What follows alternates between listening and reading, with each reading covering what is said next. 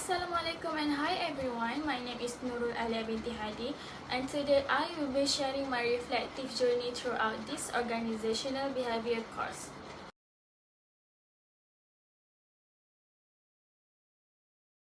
To begin, OB is basically about understanding how people behave in groups and how structure influences that behavior. What I find interesting is how OB helps us understand ourselves better and why we act a certain way, how we make decisions, and how we work with others. And honestly, the more I learned, the more I started noticing these things in my daily life too. One thing I realized is that OB is not just theory. It's something we actually experience every day. Through this topic, I learned how OB builds important interpersonal skills like communication, teamwork, and even conflict management. I also discovered that our behavior is shaped by personality, values, and the environment around us. This explains why everyone has different reactions, different working styles, and different ways of communicating. Understanding this has helped me become more patient and more aware when interacting with others. Next, I will explain about attitude and job satisfaction. According to OB, attitude is made up of three components: the cognitive component, the affective component, and the behavioral component. These three influence how we think, feel, and act in different situations. Job satisfaction, on the other hand, is influenced by many factors such as our work conditions, the people around us, recognition, and fairness. When people feel satisfied, they usually perform better, so having a positive attitude actually leads to higher performance. For me, personally, my attitude is I try to maintain a positive mindset even when assignments feel stressful. Also, I always believe that when I put in effort, I will get a good results. My own job or study satisfaction is come from completing tasks yearly, working with supportive teammates, and getting good results that make my parents proud. These things keep me motivated and satisfied with my work. For this slide, I will explain my personality based on MBTI and the Big 5 model. First, according to the MBTI framework, I consider myself as an ambivert, which means I fall in the middle between introvert and extrovert. This aligns with the E to I dimension where I can adapt depending on the situation. I also enjoy trying new experience, and this relates to the N or S dimension because I am open to exploring and learning new things. So I describe myself as patient and calm, which connects to the feeling aspect of MBTI as I try to maintain harmony and interacting with others. Next is the Big 5 personality model, which is conscientiousness, emotional stability, extroversion, openness to experience, and also agreeableness. I will relate this Big 5 model with my personality. In terms of emotional stability, I try to stay calm and patient even under pressure. For openness, I enjoy learning and exploring new things.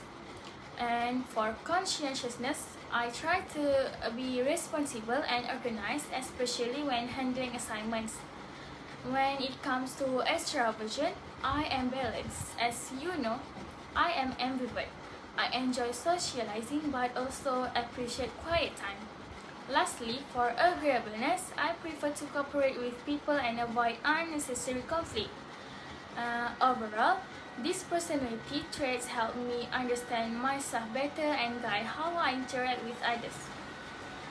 Next, I will explain my personal values that influence how I behave at work. For responsibility, I consistently punch my card at the beginning of every shift because I see it as a basic responsibility that reflects my discipline and commitment. Next is respect. Respecting staff is important to me. I always treat my other team members with courtesy because teamwork becomes easier when we respect each other. For kindness, I always try to be kind to the people around me because I believe a positive work or learning environment starts with small acts of kindness, and most of the time that kindness comes back to us. Next, for honesty, while working at Mr. Dollar, I always report the correct amount of cash and stock because honesty is essential when dealing with customers and money. Now, I will move on to perception and decision making.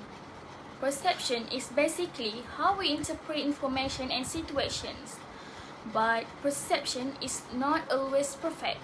Sometimes our mind uses shortcuts like selective perception, the halo effect, the horns effect, and contrast effects. These shortcuts can cause bias. Attribution theory also explains how we judge other people's behavior. Sometimes we assume things too quickly without understanding the real reason. That's why good decision making requires us to reduce bias. From this topic, here is what I learned.